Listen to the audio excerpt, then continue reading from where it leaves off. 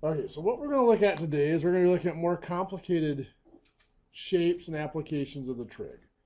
We're going to be looking at where you may have to build one triangle and use that triangle to find pieces for the next triangle and so on. So the first example I'm going to do Still just trig? This is still just trig, yep.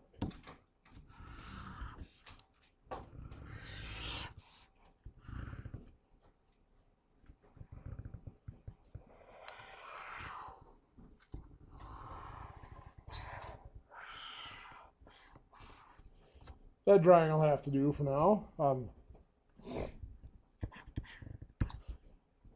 All these measurements are done in millimeters.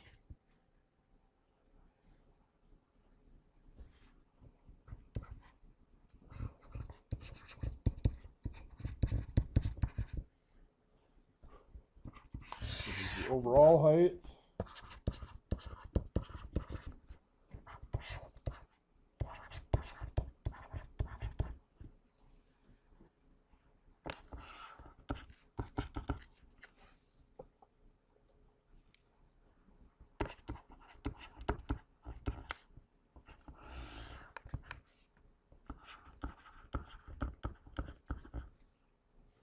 What I'm asking you to find here is that angle X right there.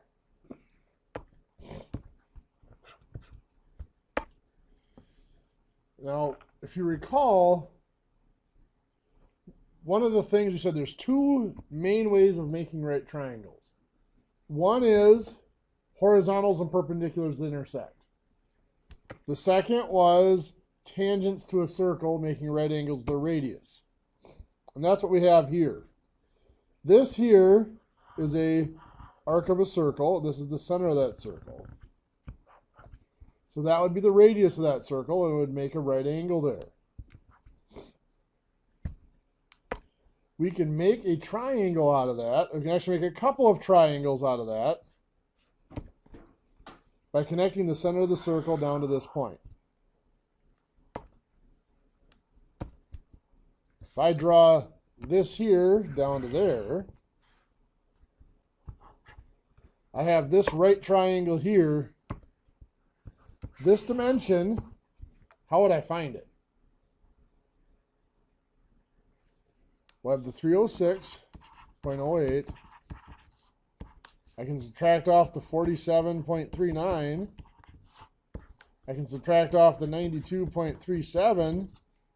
But that would give me from here down to here. Well, from here to here is just the radius of a circle. I can subtract off that 50.18. Where are you getting to? This piece right here. So I subtract all those. 306.08 minus 47. Oh, come on. 47.39 minus 92.37 minus 50.18. 116.14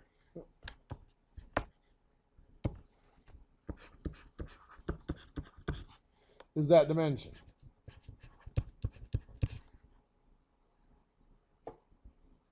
Next, I can find this dimension here. How do I find that? Yeah, just subtracting those. So I'm going to just subtract those. 282.43 minus the 152.50, which gives me 121.93 or 129.93.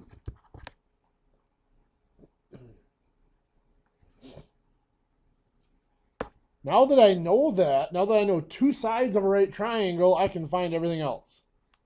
First of all, I can find this angle here. I'll call that angle Z for now. How am I going to find angle Z? But what I have there, this is angle Z. I have 116.14 here and 129.93 here. This is the which side according to angle Z? Opposite and adjacent. So that would either be cotangent or tangent. We're going to use the tangent. Tangent to theta is opposite over adjacent. So we're going to plug in. Z is the angle we're looking for.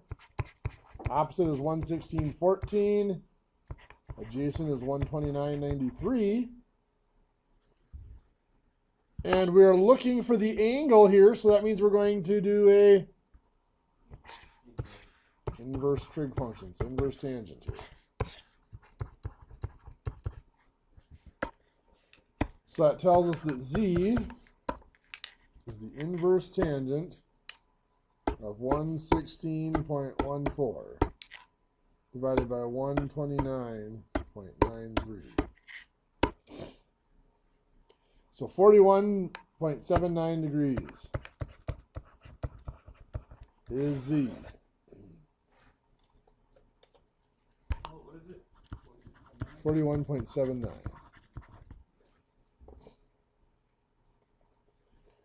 I need one more thing out of that triangle there yet. That one more thing is going to be the length of this side here, which is going to be the square root of 129.93 squared plus 116.14 squared.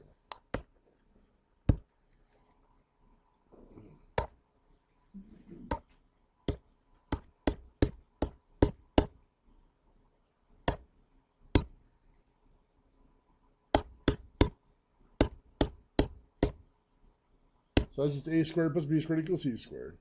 We got 174.27. Is that length? So back up to our original drawing, that is this length right here.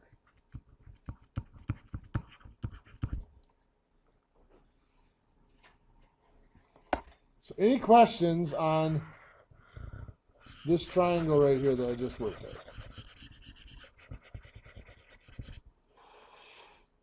So we just found the angle and the hypotenuse for that triangle, so we could fill it in up here. Yep. There you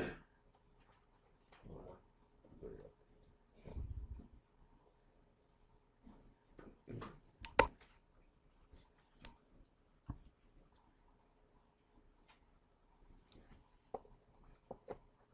Now the next piece we need is this triangle right here.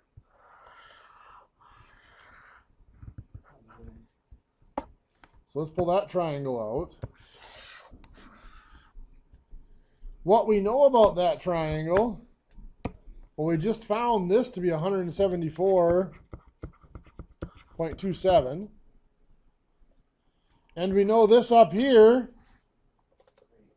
is the radius of 50.18. We could find this other side, but we don't have to.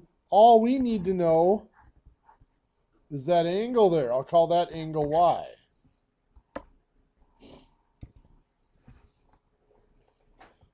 Now the 174.27 is which side of this?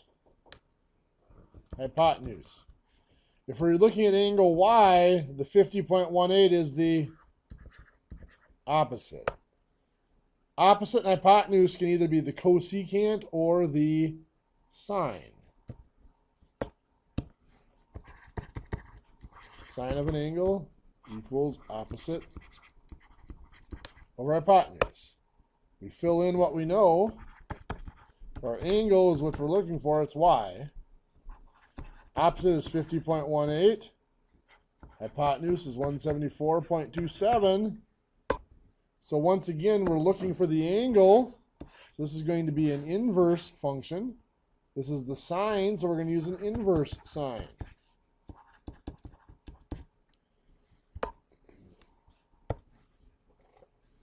So Y is equal to inverse sine 50.18 divided by 174.27. 16.73 degrees. So that makes this 16.73 degrees. So going back up to my original drawing, this angle here is 16.73 degrees. So now what I'm going to look at is that right there. So in this circle here,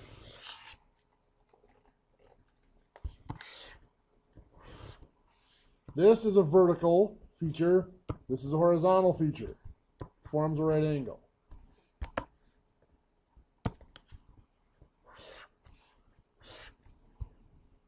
This angle here we just found to be 16.73 degrees. This one down here, 41.79 degrees. Angle X is what we're looking for right here. How are we going to find that?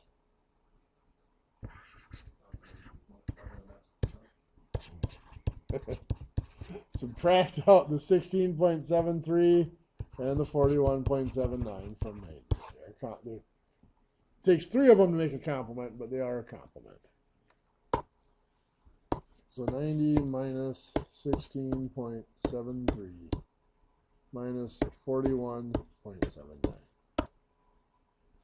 So 31.48 degrees is our solution to that missing angle. What do you think?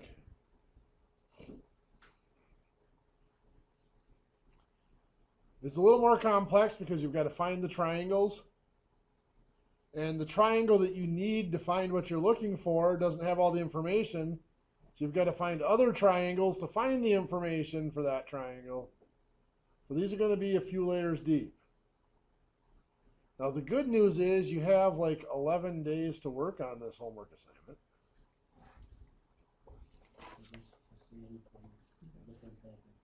Nope, this will be from the same packet. So this will be starting on page 368 through 371.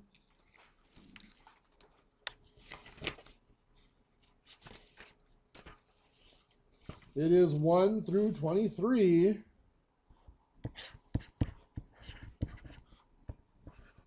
I'll let you off the hook with just the odds.